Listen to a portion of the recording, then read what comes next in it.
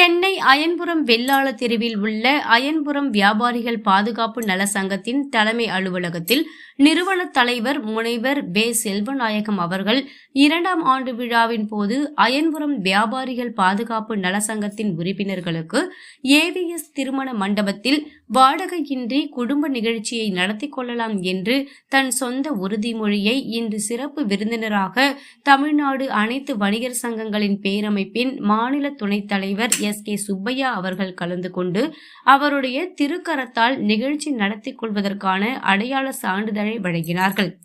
மேலும் இந்த நிகழ்ச்சியில் அயன்புரம் வியாபாரிகள் பாதுகாப்பு நலசங்க செயலாளர் மகேஸ்வரன், பொருளாளர் சுப்புராஜ், துணைத் தலைவர் சசிகுமார், இணை செயலாளர் முதசிர் கான், துணை செயலாளர் பழனி சீதா, கோபாலகிருஷ்ணன், ஆர்.எம். ரத்னம், துரைராஜ், பிரபு, தா. சுப்பிரமணியன், வேலுசாமி உள்ளிட்ட அந்த சங்கத்தின் செயற்குழு உறுப்பினர்கள், சங்க ஆலோசகர்கள் மற்றும் உறுப்பினர்கள் என பலர் கலந்து கொண்டனர்.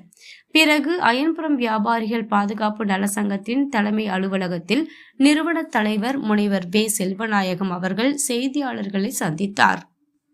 அயன்புரம் வியாபாரிகள் பாதுகாப்பு நலச்சங்கம் 2ஆம் ஆண்டு விழா ஆனது சீரும் சிறப்புமாக ஏவிஎஸ் பார்ட்டி ஹாலில் வணிக போராளி குளத்தூர் தா. ரவி அவர்களுடைய தலைமையில் மிக சீரும் சிறப்புமாக நடந்து முடிந்தது.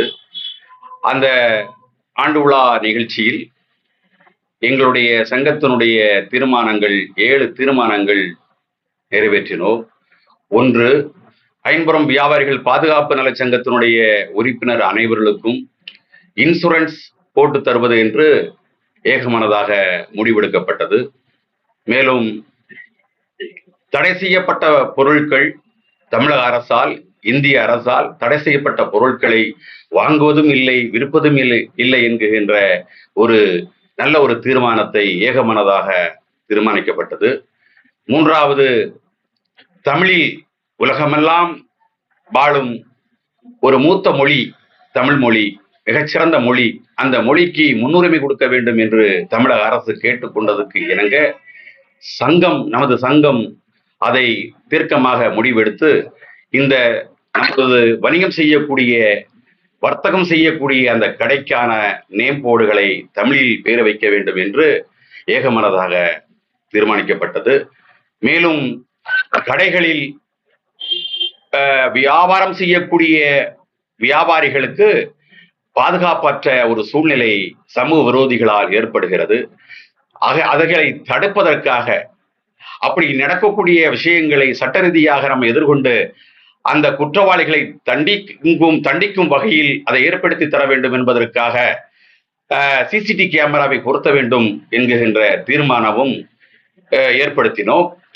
இப்படி பல தீர்மானங்களின் அடிப்படையில் ஏவிஎஸ் பார்ட்டி ஹால் என்கின்ற அந்த திருமண மண்டபம் செல்வநாயகம் ஆகிய நான், அயன்புரம் வியாபாரிகள் பாதுகாப்பு நலச்சங்கத்தினுடைய நிறுவனராகிய நான் தாமாக முன் வந்து இந்த சங்கத்தினுடைய உறுப்பினர்கள் நலமடைய வேண்டும், மகிழ்ச்சி அடைய வேண்டும், பெருமை கொள்ள வேண்டும் என்பதற்காக அந்த சங்கத்தை, அந்த ஏவிஎஸ் பார்ட்டி ஹால் நான் நடத்தக்கூடிய அந்த மண்டபத்தை வாடகை இல்லாமல் இந்த மண்டபத்தை ஃப்ரீயாக தருகிறேன் என்கின்ற, அதாவது கட்டணம் இல்லாத சலுகையாக, எந்த ஒரு தவறான சிந்தனைகள், எதிர்வராத சிந்தனைகள் எதுவும் இல்லாத வகையில் நல்ல எண்ணத்தோடு இதனை நாங்கள் அறிவித்தோம். அதன் அடிப்படையில் இந்த அயன்புரம் வியாபாரிகள் சங்கத்தினுடைய அலுவலகத்தில் எங்களுடைய தமிழ்நாடு அனைத்து வணிகர் சங்கங்களுடைய பேரமைப்பினுடைய மாநில துணைத் தலைவர், எங்கள் வணிக போராளி குளத்தூர் தா. ரவி அவர்களுக்கு பக்க பலமாகவும் இருந்து வருகின்ற, மாநில அமைப்புக்கு உற்ற துணையாக இருந்து வருகின்ற அண்ணாச்சி சுப்பியா அவர்களை வரவழைத்து அவருடைய திருக்கரங்களால் எங்கள் சங்கத்தினுடைய உறுப்பினர்களுக்கு வழங்க ஏற்பாடு செய்திருந்தோம். அவருக்கு ஐயா காமராஜர் அவருடைய திருவுருவ சிலையையும் பரிசளித்து அவரை கைத்தறியாடை அறிவித்து எங்கள் சங்க நிர்வாகிகள் நாங்கள் சிறப்பு செய்தோம்.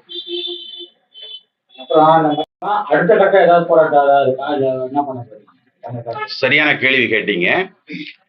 எங்களுடைய வணிக போராளி மத்திய அரசையும் மாநில அரசையும் வலியுறுத்தி அவ்வப்பொழுது இந்த மைய அரசையும் மாநில அரசையும் வலியுறுத்தி அழுத்தம் கொடுத்து வருகின்றார். மைய அரசானது, ஒரு இந்திய அரசானது மக்களுக்கான அரசு, மக்களாக தேர்ந்தெடுக்கப்பட்டு மக்களுடைய பிரதிநிதியாக ஆட்சி செய்கின்ற சட்டமன்ற உறுப்பினர்கள், நாடாளுமன்ற உறுப்பினர்கள், நரேந்திர மோடி ஐயா அவர்கள் இந்த உலக நாடுக்கு பெருமை தரக்கூடிய அளவுக்கு சிறந்த ஒரு ஆட்சி செய்யக்கூடிய, ஒரு வல்லமை படித்த ஒரு ஆட்சி செய்யக்கூடிய ஒரு இந்திய பிரதமர். அவர் இந்த வணிகர்களை வஞ்சிக்கக்கூடிய வகையில் சில திட்டங்களை கொண்டு வருவது என்பது அது ஏற்புடை ஆகாது. உணவுக்கு வரி, உடைக்கு வரி, குடிக்கும் தண்ணிக்கு வரி, இருக்கும் கடைகளுக்கு 18% வாடகை செலுத்துகின்ற அந்த கடை நிறுவனங்களுக்கு 18% வாடகை கட்டக்கூடிய அந்த தொகைக்கு ஏற்ப வரி என்கின்ற நிலை எனது மிக கொடுமையானது. அது ஏற்புடையது அல்ல. கடை எடுத்து நாங்கள் நடத்துகிறோம், வாடகை நாங்கள் கட்டுகிறோம், நிர்வாகத்தை நாங்கள் நடத்துகிறோம், முதல்களை கோடிக்கணக்கில் நாங்கள் போட்டு நாங்கள் வணிகம் செய்து வருகின்ற எங்களுக்கே 10% கூட வருமானம் இல்லை. நாங்கள் நிர்வாகத்தை நடத்துவதற்கு பெரும் சுமையாக இருக்குகின்றோம். 18% இந்த அரசுக்கு கட்ட வேண்டும் என்று சொன்னால் எங்க நிலை என்ன ஆகிறது? எங்களுடைய வாழ்வாதாரம் என்ன ஆகிறது? கேள்விக்குறியாக ஆகிறது.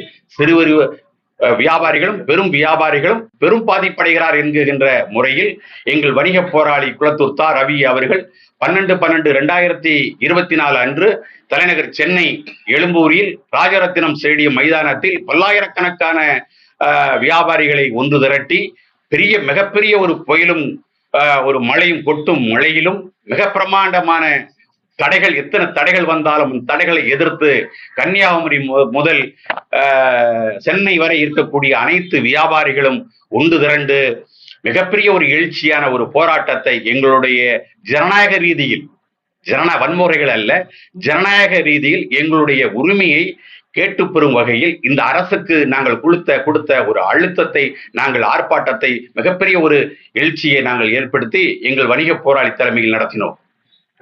வெள்ளை அண்ணாச்சியோட நீங்க இணைந்து கொஞ்ச நாள் போராடினீங்க. அதுக்கப்புறம் இப்போ நம்ம ரவி அண்ணாச்சி கூட நீங்க இணைஞ்சு இப்போ செயல்படுறீங்க. 2 பேருக்கு என்னென்ன வேறுபாடுல நீங்க? அருமையான கருத்து கேட்டீங்க. வணிகருடைய அடையாளம் என்று சொல்லுகின்ற ஒரே தலைவர், ஒற்ற தலைவர் யார் என்று சொன்னால் ஐயா வெள்ளையன் மட்டுமே. நான் அடிக்கடி சொல்லுவேன், வெள்ளையன் அவர்களை என் தந்தை என்று நான் குறிப்பிடுவேன். என் தந்தைக்கு நிகராக நான் அவரை பாவிப்பேன். இன்றைக்கு இருக்கக்கூடிய 8 கோடி மக்களுடைய ஒரு அடையாளத்தை, ஒரு அங்கீகாரத்தை, ஒரு சங்கத்தை உருவாக்கி தந்தவர் என்று சொன்னால் ஐயா வெள்ளையனை சாரும். அந்த வெள்ளையன் அண்ணாச்சி அவர்கள் நடத்திய அந்த சங்கத்தினுடைய மூத்த நிர்வாகிகள் எத்தனையோ பேர்கள் இருந்தாலும் அதற்கு முதன்மையாக ஒரு தளபதியாக செயல்பட்ட மாபெரும் மிகப்பெரிய ஒரு போராட்டம் படைத்த மிகப்பெரிய ஒரு தலைவர் யார் என்று சொன்னால் அது அண்ணாச்சி குளத்தூர் தா ரவி அவர்களே. கைதட்டலாம், தப்பு கிடையாது. ஆகையால் அவருடைய போராட்ட குணம் என்பது எண்ணில் அடங்காதது. அந்த வெள்ளையண்ணாச்சி நடத்தக்கூடிய அனைத்து போராட்டங்களும் சிறைச்சாலையா, காவல் நிலையமா, போராட்டங்களா, அர்ப்பணிப்புகளா, வியாபாரியுடைய நலனுக்காக தன் வாழ்க்கையை அர்ப்பணித்து இரவு பகல் என்று பாராமல் தமிழகத்தில் 8 திசைகளும் சென்று போராடக்கூடிய ஒரு போர்க்குணம் படைத்த ஒரு சிறந்த ஒரு மனிதர் என்பதனை ஏற்றுக்கொண்டு அந்த வெள்ளையண்ணாச்சியினுடைய அமைப்பு, அவருடைய உடல்நலம் குன்றிய அதுக்கப்புறம் அதை சரியான முறையில் தலைமையேற்று நடத்தக்கூடிய சூழ்நிலையில் இருக்கும் பட்சத்தில் நான் ஐயா புரட்சியாளர் குளத்தூர் தா ரவி அவர்களுடைய தலைமையை ஏற்று அவர்களுடைய நான் பயணிக்கின்றேன். மத்திய சென்னை மாவட்ட தலைவராக இருக்கின்றேன். குறிப்பாக கோயம்பேடு மார்க்கெட்டில் நுழைவு கட்டணத்தை ரத்து செய்ய வேண்டும் என்கின்ற அந்த கோரிக்கை வலுவேற்றும் போது அப்பொழுது வெள்ளையன் அண்ணாச்சி அதை முன்னின்று அந்த போராட்டத்தை அறிவித்து அதிலே லட்சக்கணக்கான வியாபாரிகள் ஒன்று திரண்டு இந்த அநீதியை இருக்கக்கூடாது, இந்த நுழைவு கட்டணத்தை கண்டித்து மிகப்பெரிய ஒரு போராட்டத்தை ஐயா வெள்ளையன் அறிவித்தார். அதில் சிறைச்சாலை சென்ற மிக சிறந்த ஒரு வணிக போராளி ரவி அண்ணாச்சி மட்டுமே.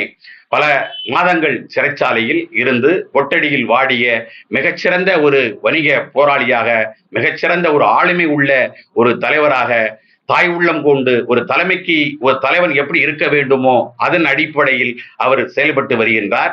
தமிழகத்தில் இருக்கக்கூடிய 8 திசைகளில் இருக்கக்கூடிய வணிகர்கள் எல்லோரும் சேர்ந்து குளத்தூர் தா ரவி அவர்களுடைய பாதையில் பயணிப்பதற்கு வந்து கொண்டே இருக்கிறார்கள், இணைந்து கொண்டே இருக்கிறார்கள்.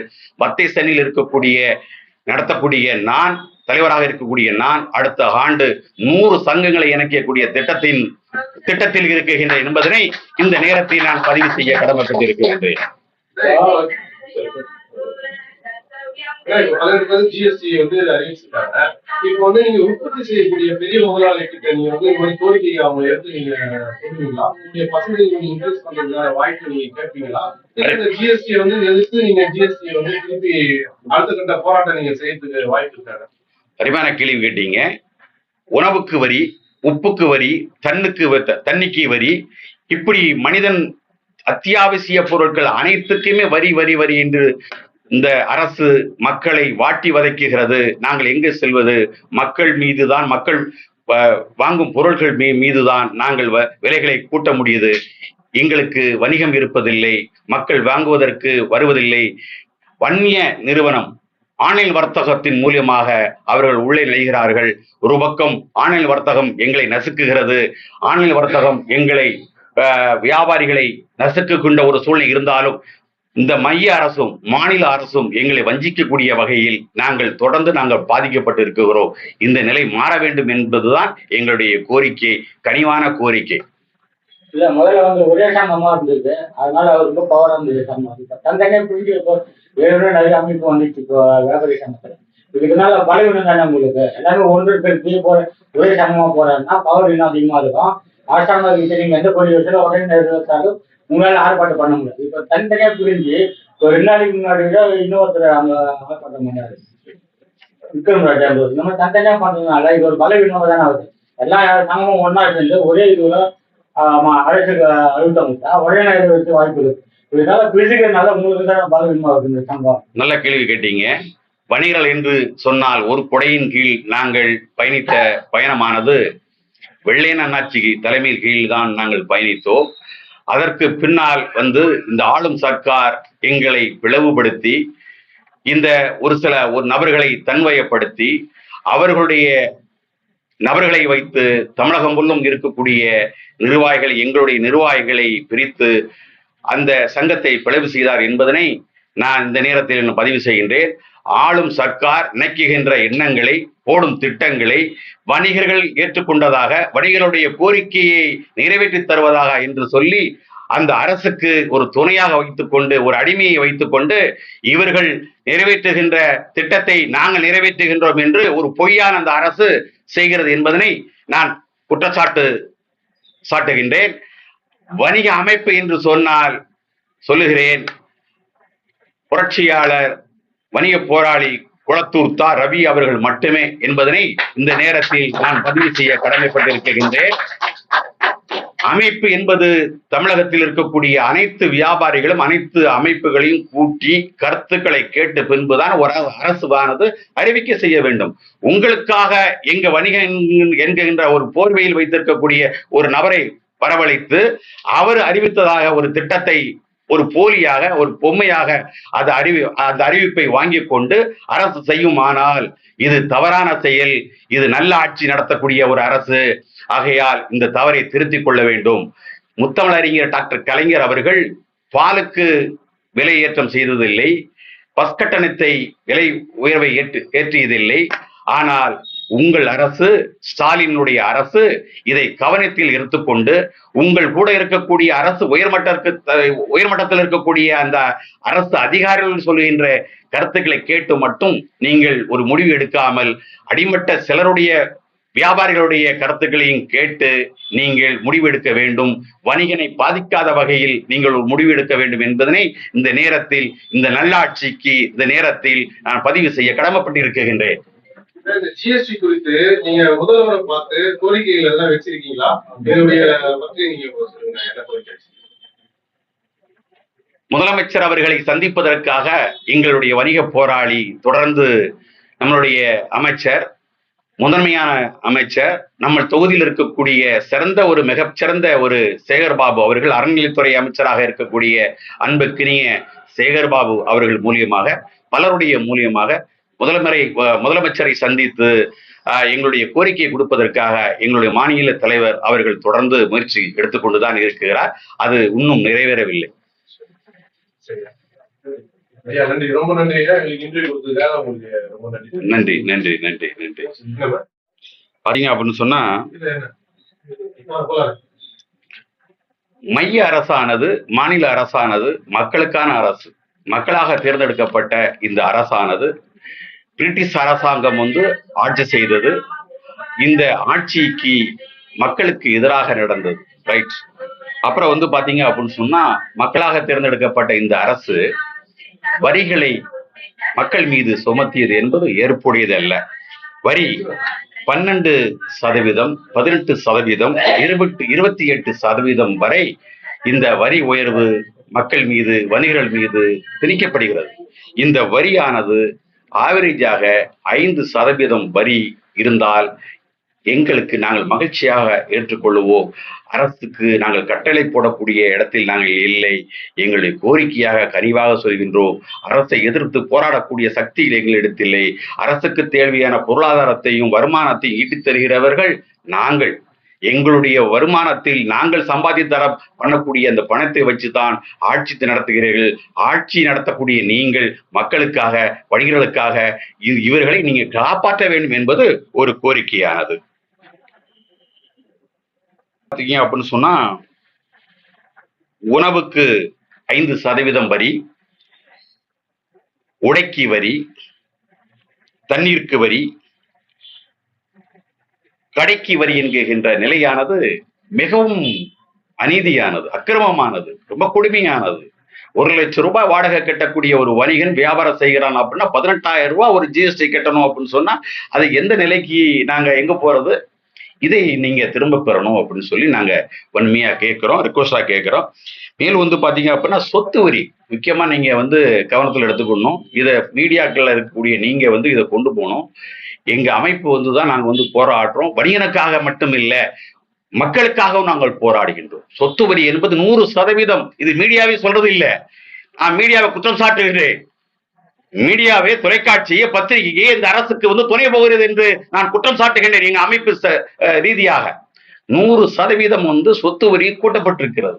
அது மட்டும் இல்ல, 6% வருடங்களுக்கு ஒரு முறை கூட்டப்படுவதாக திட்டமிட்டிருக்கிறாங்க. இது ரொம்ப ஆண்டுக்கு ஒரு முறை 6% கூட்டப்படுறதாக திட்டங்கள் ஜியோ போடுறாங்க. எனக்கு தகவல் வருது.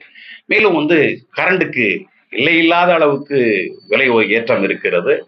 அப்புறம் பாத்தீங்கன்னா, எங்க வியாபாரிகளுக்கு பாத்தீங்க அப்படின்னு சொன்னா, வாடகைக்கு செலுத்த அந்த கடை நடத்தக்கூடிய அந்த கடைக்கு லைசன்ஸ் புதுப்பிக்க போகணும் அப்படின்னு சொன்னா 500 ரூபாய் இருந்து இன்னைக்கு 10,000 நிலைக்கு தள்ளப்படுறோம். ஒரு கடை எடுத்து ஒரு வியாபாரம் பண்றான் அப்படின்னா 1 வருஷம் நடத்துவானா நடத்தலையாங்கிற ஒரு கேள்விக்குறி. இத்தகைய சூழ்நிலையில ஒரு 5,000 ரூபாய்க்கு ஒரு கடை வாடகைக்கு எடுத்து நடத்த போறான் அப்படின்னு சொன்னா 10,000 ரூபாய்க்கு அவன் லைசன்ஸ் எடுக்க போறான்னா இது என்னது? கேட்டா வரிகளுடைய கேட்டு ஆலோசனை இப்படிதான் நாங்க கேட்டோம் அப்படிங்க சொல்றீங்களே இந்த அரசு. எங்க வரிய போராளி குளத்தூர் ரவி அவர்கள் நீங்க கேட்டீங்களா என்கிற இந்த குற்றச்சாட்டை நான் வைக்கின்றேன். தயவு செய்து வணிகர்களை அழைத்து, எங்களை போன்ற எங்க தலைவர்களை அழைத்து கருத்துக்களை கேட்டு நீங்கள் முடிவெடுக்க வேண்டும் என்று இந்த அரசுக்கு நாங்கள் கோரிக்கையாக வைக்கின்றோம், பணிவாக கேட்கின்றோம். மேலும் பாத்தீங்க அப்படின்னா, சிறு குறு பெரிய வியாபாரிகளுக்கு எல்லாமே பாத்தீங்கன்னா, ரோட்டு ஓரமா விற்கக்கூடிய பூ விற்கக்கூடிய சிறு வியாபாரிகளும் சரி, 5 கோடி ரூபாய் வரக்கூடிய வியாபாரிகளுக்கும் ஒரே ஆவரேஜ் MSME அப்படிங்கிற அந்த வரிய சிறு குறு வியாபாரிகளுக்கு அந்த இது அடிப்படையில நீங்க கொண்டு வரீங்க. சாதாரண ஒரு டீ கடை வச்சிருக்கிறவனுக்கும் ஒரு வரி, கார் விற்கிறவனுக்கும் ஒரு ஆவரேஜ் வரி அப்படிங்கிறது என்ன ஒரு ஏற்புடையது இல்லையா? இது சரியில்லை இல்லையா? அப்போ பணக்காரனை ஒரு உயர்த்துறீங்க, கார்பரேட் நிறுவனத்துக்கு நீங்க சப்போர்ட் பண்றீங்க, அந்நிய நிறுவனத்துக்கு நீங்க அவங்கள வாழ வைக்கிறீங்க. அடிமட்ட மக்கள் கீழ்த்திட்டமாவே இருக்கலாமா? எங்களை வாழ வைக்கிறது நீங்க இல்லையா? நாங்க உங்களை நம்பித்தான் நாங்க வாக்களிச்சோம். நாங்க எங்க போறது? இது ஒரு திரும்ப பெறணும். அப்புறம் பாத்தீங்க அப்படின்னு சொன்னா, இந்த கூகுள் பேங்கிற திட்டம்ங்கிறது மிகப்பெரிய ஒரு விஷயம், கவனிக்கப்பட வேண்டிய விஷயம். இது 5 ரூபா காயின்ஸ், 10 ரூபா, 20 ரூபா, 50 ரூபா, 100 ரூபாலாம் வந்து அதை குறைச்சிட்டாங்க. காயின்ஸ் எல்லாம் வந்து பாத்தீங்கன்னா குறைவு இது பண்ணிருக்கிறாங்க. இப்ப யாருமே வந்து எல்லாமே கூகுள் பேல போடுறாங்க. இந்த கூகுள் பேல வரும்போது அப்படி இப்ப வந்து எங்க வியாபாரிகள் நினைச்சிட்டு இருக்கிறாங்க எல்லாமே வந்து சரி ரைட்டு பணம் வந்துருச்சு அப்படின்னு நினைக்கிறாங்க.